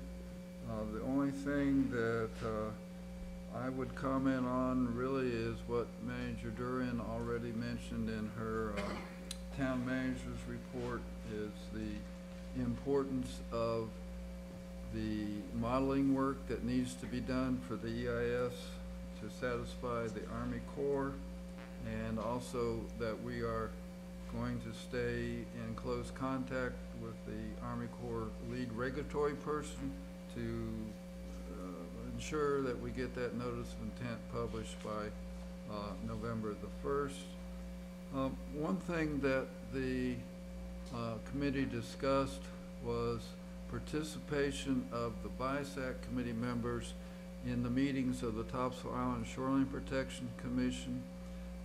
We have got our feet wet, so to speak, with the Bisac committee, and now it's time to look at a sort of broader picture at the state and federal level, what's going on with coastal shoreline protection and so forth. So we are encouraging many of the, as many as possible of the Bisac committee members to attend, also attend the Topsail Island Shoreline Protection Commission monthly meetings. The last thing I'll mention is the town purchased a water meter that's part of a water level meter that's part of the Southeast Coastal Communities Water Level Observation System. We already have that device. It's going to be installed in Town Park. Along with the Living Shoreline, it'll be an educational tool that we will use to be able to predict sunny day soundside flooding. And the committee is working on a process to obtain the observations that we will need to put into, I don't want to call it a model really, because it's not going to be a model, but let's say the water level reading is 3.5 at the sensor in Town Park, and we have a nor'easter, or we have a big soundside flooding event, and all of a sudden the reading is 4.5. What does this mean for your property? So we're going to have observations. We're trying to figure out how to put observations of what we read on the water level meter, and observations is what that really means in real life in terms of what sections of town, what properties are flooded. So the committee is working through a process with the town manager and staff to come up with a way to get that empirical data. So basically our Bisac committee has really no recommendations to the board for this month. Well, we do have a vacancy on the Bisac committee for phase 3, and we are still looking for someone from phase 3 to volunteer to serve on the Bisac committee. Okay, Thank you, Mayor. thank you. So, One other thing, okay, since it hasn't come up yet. The Bisac committee has a coastal engineer, Chris Gibson, from TI Coastal, and Chris has had some serious medical problems. So we really want to wish Chris the best as he proceeds through his rehabilitation in the coming months. okay. The next item is new business. resolution number 2022-007. Ms. Darian? Yes, thank you. This is the resolution that's basically going to direct the application to the Local Government Commission for approval of a special obligation bond, requesting Local Government Commission approval of the town's special obligation bond and certain related matters, which includes the engagement of the Carter and Associates for financial advisory services, and then, of course, Parker and Poe for bond counsel. Mr. Carter is actually with us today on Zoom. If you have any questions, he'll be more than happy to answer. We're still working to lock down the rate. Right now it's at 4.34%, and that could go down before closing or up. Okay. Do we have any questions? You know, he may do it, but you might want to remind people that don't understand what the special obligations bonds are for. That is the financing mechanism that we use to facilitate the beach projects while we're waiting for FEMA reimbursement. Just as an example, and you're probably going to ask what we have outstanding right now is $3.8 million Oh, the first to one. put into context. And also remind people that this was a brilliant thing by you and Mr. Carter, because the collateral for that loan is the FEMA reimbursement, not the town. Correct. And there's So- Mr. Carter. Hi, Mr. Carter. Yeah. Welcome. Hey, everyone. Sorry, I'm in a car on the way to Raleigh, but this was the best I could do. That's okay. So do we have a request for, I would like to make a request for a motion to adopt this resolution. So moved. Do I have a second? All in favor? Any opposed? No. Okay, the next one is the Phase 5 truck halt project, tranche number 2. Again, Ms. Darian? Sure. As you mentioned earlier, that we did have the bid opening for the Phase 5 project, and we received two bids, one from CM Mitchell and one from ST Wooten. The apparent low bidder was CM Mitchell in the amount of $8,621,652.64. I will invite Robert up at this point in time, and Fran is also available to go through. They reviewed the, I just want to say thank you to them for reviewing the bid submissions that came in yesterday to be prepared for today, so thank you. Good afternoon, Council. Happy to take any questions. The two bids, as we mentioned, came in, CM Mitchell and ST Wooten. ST Wooten's already working for Phase 5, but the difference was approximately $3 million. CM Mitchell was low at approximately 8.6. On the alternate bids, if we want to go through those, the total price for the alternates for an additional, the base bid was 290,000 cubic yards, so that was the 8.6 million for 290,000 cubic yards. The alternates add an additional 399,000 cubic yards for $11.9 million if all alternates were awarded, or the discretionary bids. But the base bid is what the contract is based on, and so that is the $8,621,652.64. To CM Mitchell, we have reviewed that bid, and everything looks in order, and they are, we would recommend awarding based on the LGC approval and the permits and such, funding, essentially. And sir, how much was Wooten's bid for Phase 5 for the base bid? Phase 5, ST Wooten's, the base bid for Phase 5 was $11,075,000, $75,003. And then can I just do some more? Thank you, Robert. Yes. Just historically, if everyone recalls, last year we had a bid for 289,000 cubic yards of material, so almost identical volume. ST Wooten won that bid, and their winning bid was 8.6 million. So a lot of times for these truck hauls, there's two different costs. There's the unit volume, unit cost per placement, somewhere around, usually it's around $30 per cubic yard. And then that's usually represents about 98% of the project. Last year, ST Wooten won the project, and that was bidding in December 2021. And their unit cost for placement was $28.99. The unit cost per placement for this one for Mitchell was $29.45. So very similar, and it really does look like it's about a carbon copy of the winning bid from less than a year ago. And then we even go back to the project, the Dune project that CM Mitchell won back in when was that? August 2020. Their unit price was $27.43, and that was obviously way before any of the kind of inflation and price increases, especially fuel. But in terms of the kind of the fuel environment that was, around, it seems like a competitive bid, and it really does seem like they basically based it on the winning bid from December 2021, less than a year ago. So, yeah, and all the things, and Robert said, we looked at all the bid package submittals, and everything seemed to be in order.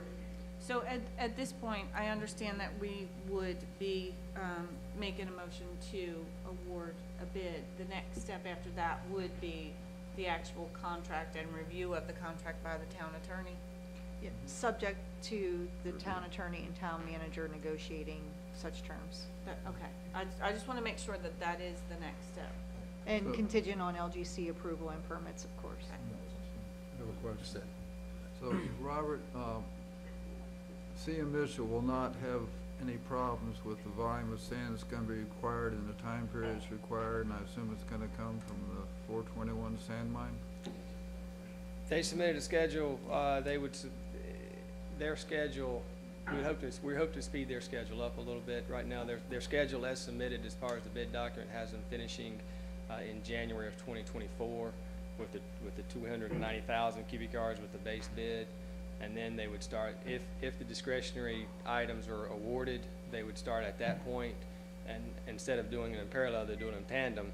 And so it would be 2025, I believe, before this project would be done, if all of the discretionary items are awarded. Just a couple of quick ones if I can. One is, we asked for a grant of 10.5, and the other bid was 11.5, so I'm assuming we're going to have language in there that says up to, so we avoid past issues, Counselor, in terms of what we're agreeing to as a town, with all the caveats that the town manager talked about as well. But I guess if we decided on the 11, on more, the town could always do that if we chose to do it, correct? Yes, and you're Right. speaking We're on not the Phase excluding- 5 project, not Right, the Phase 4. 5. All I'm saying is we applied for 10.5, as I You understand applied, it. that's for the Phase 4 for the grant. That's what, I'm sorry, I'm talking about These the are two Alderman. separate actions. Okay, this is just the Phase 5 stuff now? Yes. That's Yes. fine. So what are the so I had thought that the alternate bid related to the Phase 4 stuff. We're gonna handle that completely separately? Yes. Then I don't have any questions, I'm done. So do we have a motion? Can I read the motion? Yes, sir. A motion to accept CM Mitchell's bid and to award the contract to them, subject to the negotiations of acceptable terms to the town attorney and town manager, including LGC approval, all applicable terms, but in other words, we're not awarding a contract today. We're saying, we're acknowledging they're the lowest responsible bid, and you're directing Ms. Darian and I to go forward to negotiate a contract, and if we're able to negotiate that contract successfully, then we'll enter into the contract. Do we have a motion? So moved. Do I have a second? All in favor? Aye. Okay. All right, so the next one would be the Phase 4 alternate discretionary bid item. Right. So this, again, was part of the invitation for bid for Phase 5, but this is what we were referring to as the alternate. So we just took the action to adopt, to approve, make a motion for Phase 5. But this would be looking for a motion to award a contract subject to, again, the town attorney and manager negotiating such terms, with the contract being contingent on grant funding and permits. The lowest responsible bidder, again, was C.M. Mitchell for $11,878,554.13.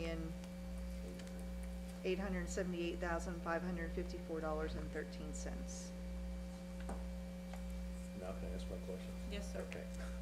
Back to the 10.5 that we applied for. So, we'll have language in there that allows us to go up to that amount if we choose. Yes. Because as a town, let's just assume we get the 10.5. If the town decides that an additional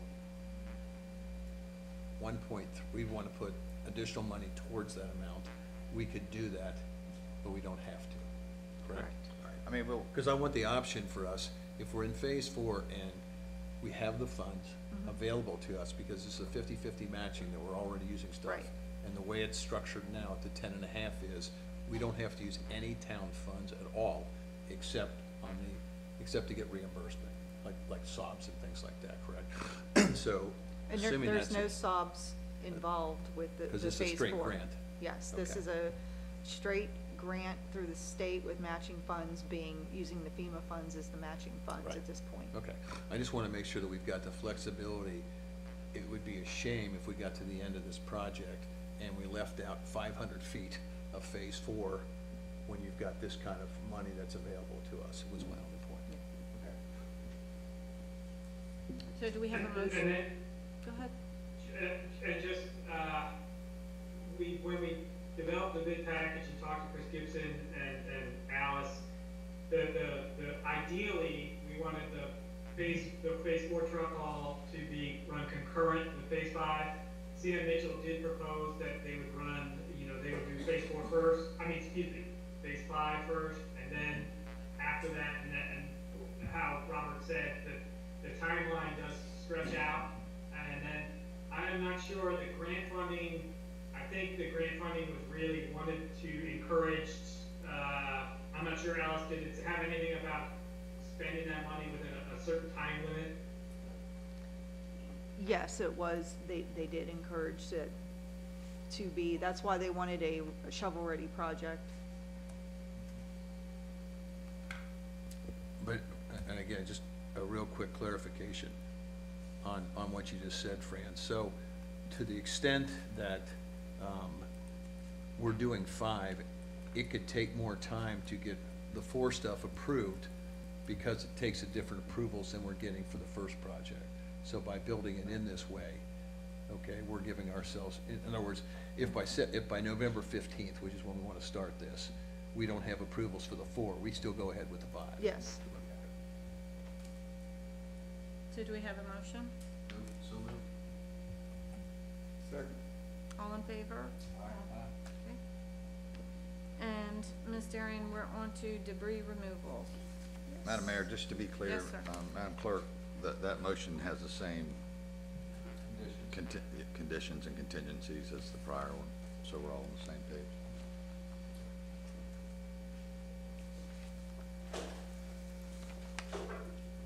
Okay, so then debris removal? Yes. Back in August, I had pulled the board at one point in time to move forward with a local agreement with Ncdot, which is just a local agreement for debris removal in the event of any natural disaster that would require assistance for them. The idea is to get as many contracts in place and agreements in advance of any disaster, so that it ensures that we are, if we engage them, that we are reimbursed for those funds, and to also make sure that we're able to use them for our first initial push on any state roads, instead of opposed to having to wait, and that will allow us for reimbursement.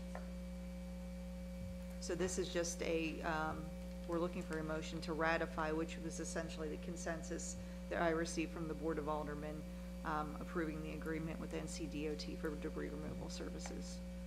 So do we have a motion? So moved. A second? Second. Any additional discussion or questions? All in favor? we have a few resolution of appreciations next, and I think, it's Mr. Swantek's, yeah, you wanna come up, Are you gonna take both? We have one for Mr. Swantek, Alderman Swantek, and also one for his wife, Deborah Swantek, as she served on boards as well. All right, so I'm gonna try and get this all right when I read it to you. Whereas Robert Swantek served faithfully on the Board of Aldermen of the town of North Topsail Beach from 2021 to August 13, 2022, and whereas Robert Swantek put forth substantial effort toward improving the quality of life for the citizens of the town of North Topsail Beach, and whereas Robert Swantek is honored, respected, and held in the highest esteem for his vision and concern for the betterment of North Topsail Beach and its citizens, and now, therefore, it be resolved that I, Joanne McDermott, Mayor of North Topsail Beach, North Carolina, do hereby commend, recognize, and express gratitude to Robert Swantek, and urge all citizens to join me in recognizing and appreciating the service of this outstanding volunteer to our town. In witness whereof I have hereunto set my hand and affixed the seal of the town of North Topsail Beach, North Carolina, this 7th day of September, 2022.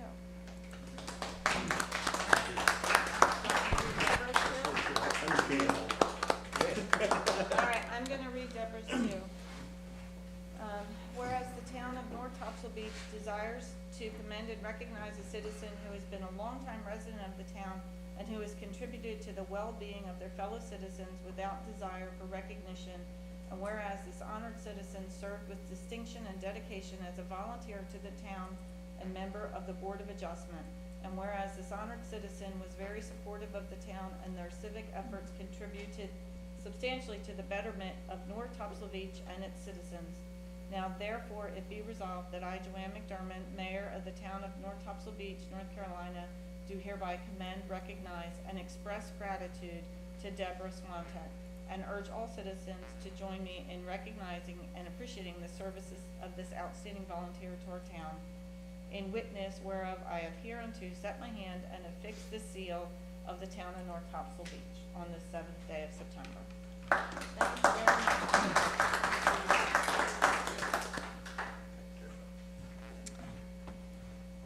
Okay, signage. You again. Okay. We've had several discussions and meetings regarding signs in general, which are located throughout the town, includes the beach and our parking lots. Beach access numbers have been assigned to each public beach access address locations at this point. Signage is currently being installed at these locations to be visible from the beach side. If someone is in distress, the signage can be seen from the water side. The parking committee and myself have also met with the vendor from Surfcast. We'll be changing the parking lot numbers to match the beach access numbers to eliminate any possible confusion. This changeover will take place in the December timeframe. Any questions? Okay. The next item is me. It's the Board of Aldermen vacancy. As the board members know, Mr. Hart has also, for personal reasons, had to step down, and we definitely appreciate him, and a resolution will be coming for Mr. Hart as well. So my goal for this item is just to remind people that we have board vacancies. We appreciate all of the applications that have come in. There's a desire by the board, including myself, who's been out of the office for a little bit, to speak to all of the applicants so we get a chance to talk with them and be able to come back with this agenda item next month and have some recommendations and votes to fill our board vacancies. Any questions? All right, open forum if anybody would like to speak. No? All right, then we are going to move on to the attorney's report. No report, Mayor. Thank you. Oh, I'm sorry. Sorry, I didn't see you. Come on up. Thank you.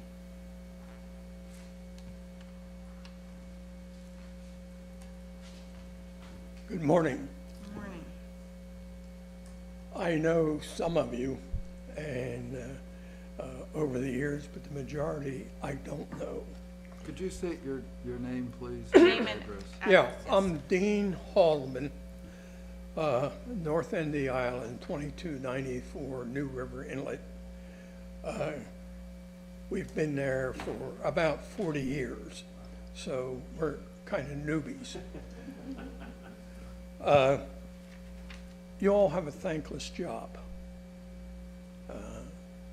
And people like me don't make it any easier sometimes. And for that, I apologize. The quality of life on North Topsail has deteriorated substantially over the last 8 or 9 years. It's deteriorated because the city, the community made commitments, and they never fulfilled them. They never completed some projects. Some that were completed, they never maintained as they committed to when they did them. And we have a lot of people come and go, but we also have employees who ignore a lot of the posted, or not a lot, some of the posted rules and regulations. One item is, like this, I've watched the city employees on a 4-wheel dune buggy, whatever it is, run over the bags, the sandbags, on a regular basis. Well, that's worse than a fisherman dragging their fishing cart over them.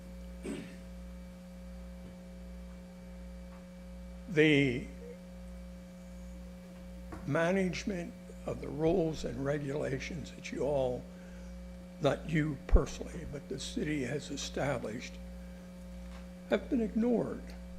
Listening to your program going forward, you can make all sorts of change.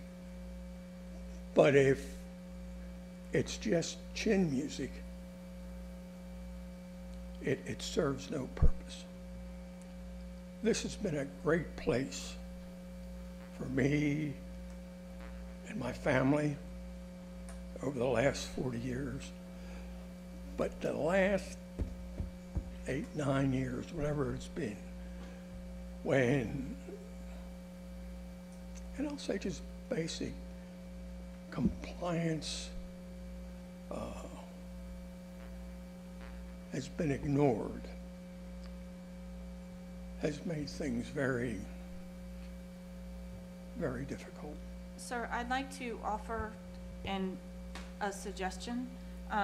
Ms. Darian, who's only been with us not quite a year yet, we've had several town managers over the last few years that you've been turnover. Yes, but Ms. Darian's here to stay, and what I have suggested, whenever residents have some concerns about staff or just things not being implemented or rules being ignored, that you please just give her a call and get her calendar. She talks with residents on a regular basis, because if we don't know about items, we can't fix them.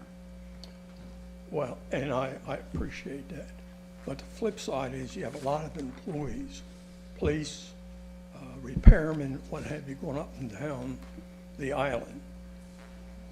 It amazes me that there's never been, or it doesn't appear as though there's ever been any who's followed a trash truck on a Wednesday or a Saturday and watched them pick up the trash, how they left the empty trash cans scattered all over. Some down, some out, some partly out in the street. Well, you have people that we pay very, very good money to, benefits. We're not a pauper organization. They have a responsibility to do their job as well. But I understand. No, and sir, we appreciate the feedback, but as the entire staff does report up to Ms. Darian, and I do know that we have individuals who talk to the trash company all the time, and I don't know if you're on social media, but usually if I see a request about why didn't my trash get picked up or what happened, I always encourage that resident to call in, because again, if we don't know about the problem, then it really needs to come to Alice's attention so that she can work with those departments and help fix it and improve your quality of life, sir. It's a general thing. It's not my trash, just. I understand. But you understand that the trash pickup people are not town employees, right? Yeah, but I also know. No, it's a contractor, which you can get a lot tougher with the contractor, but, I've seen the garbage cans out there too. And, I've seen how, now that they've gone to the one truck, with the claw. Yeah. They don't put them down the same way when it was the guys doing it. Well, they, last week, there were 2 or 3 of them that ran my mailbox. Well, but it's more the safety issue of going up the road and I'm scattered around. And anyway, I've said more than my piece. I appreciate you coming, sir, and I appreciate you speaking with us. Thank you. Anybody else? Okay, now we're gonna move on to the attorney's report. I have no report, Madam Mayor. I know I had the back, I was backtracking to make sure I didn't miss anything. I do not have a report this month either, as most of you know, I've been out. So I'm getting back to work, so next month I will have more. All right, and Alderman's report, we'll start with Ms. Plettle. I had one. I know you do. I want to thank everyone for coming or watching at home. I want to thank Mr. Swantek and Mr. Hart and Deborah Swantek for their service. I want to thank the very large number of citizens who have applied for appointment to the Board of Aldermen. This is really great to have so many people want to serve. I'm grateful that the town hosted a luncheon last month in appreciation of our first responders.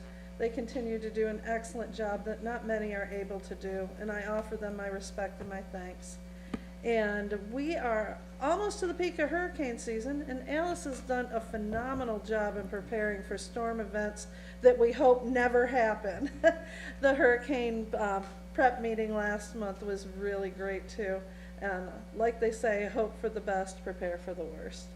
And today I'm very pleased with the strong ordinance that we've enacted regarding the dunes. The dunes are so critical in many ways, from habitat to the first line of storm protection. We need to protect them, and I believe this ordinance will go a long ways in doing that. And as for the town's sea turtles, nesting concluded on August 31st, but we still have the hatching season with a little over 30 nests left to hatch. The island has a total of 110 nests. Of those, 73 are in North Topsail Beach. Many thanks to Public Works and the entire town staff for being so accommodating and helpful, and also many thanks to the town residents and visitors who are eager to learn and help in any way they can, from turning out their oceanfront lights to temporarily sharing their driveway when parking is a challenge for the volunteers. So thank you. I'm done. Thank you, Mayor. Yeah, I would echo many of the things that Alderman Plettle just mentioned, particularly participation today and number of applicants for the vacant board position. I would like to also add that the Topsail and Shoreline Protection Commission started a beach clean initiative or project back in February of this year, and we're slowly gaining momentum. And that initiative is, just as it says, beach clean, talking about glass on the beach, but one of the biggest things is plastic and microplastics and styrofoam containers and single-use plastics. And the next phase of this initiative is a focus committee that will be formed to engage local businesses and commercial interests who are involved in providing services through restaurants, through grocery stores and so forth in this bleach clean initiative. You'll be hearing more about this over the winter months. The other thing I would mention is I attended the elected officials luncheon held by Brigadier General Nibel that you heard mentioned in the town manager's report.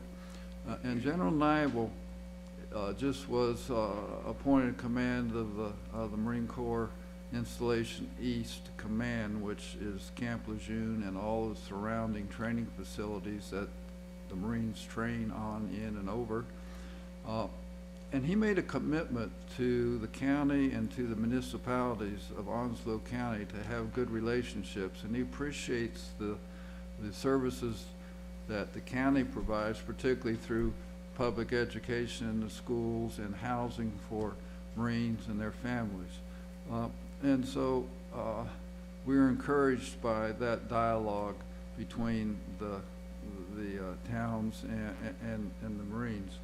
And he also asked each of the municipalities and counties to get up and give a report about their towns. And so what I stressed was the issue of that shrimp boat rigging in the River Inlet Channel and the need to possibly have a marine demolition team come in and cut that rigging away so beach visitors aren't encouraged to walk out there and investigate. And before I left that room, the I guess it's the liaison between the Marines and the towns asked me for more information, sent an email. I did. Next day, I got an email from his assistant saying we need to do this and this in an email. And the next day, they're asking the town manager to send specifics. So there was a very proactive and quick response on the part of the Marine Corps. Now, we don't know what their ultimate response will be, but I'm just saying that we really have a good opportunity to have a good relationship with the Marines. And that concludes my report. Thank you, sir. Alderman Gray? Just briefly, again, thank everybody for coming. I've reached out, I think, to everybody that has applied, except for somebody in the back shirt and a green shirt that I'll be reaching out to. No names given. And I appreciate the ones getting back. It's not too late to apply, even though you have got a number of applications. And keep in mind, we now have 2 openings, not 1. So I think that's very, and that was very recent. A couple of meetings went to county meetings. I think we've got a very good relationship with the county now. As a matter of fact, it's passed on to you. One of them called me, and we passed on bringing in the VA information and things like that. So I think we're working towards a better relationship with them, and also to thank them for the $10,000 for Ocean City. I know you mentioned that some time ago, but that was based on communications with them and requesting it. So with that, thank you everybody for coming, and glad we got something passed. We want to thank everybody for coming as well, and at that point, I'm going to ask for a motion to go to closed session. On what grounds? A3? Okay. CS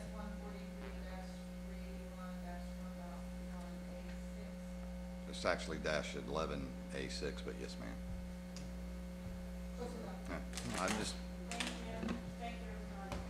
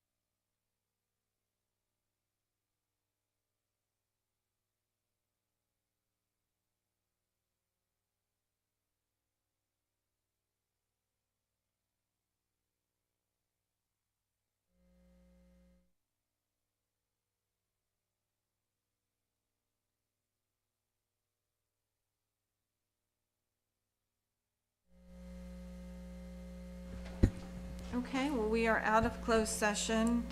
No action was taken in closed session, and I do need to ask Melinda, though, to add the subsection A.3 to protect attorney-client privilege to that. Do we have a motion to adjourn? Motion. Second? Second. All in favor? Thanks, everybody.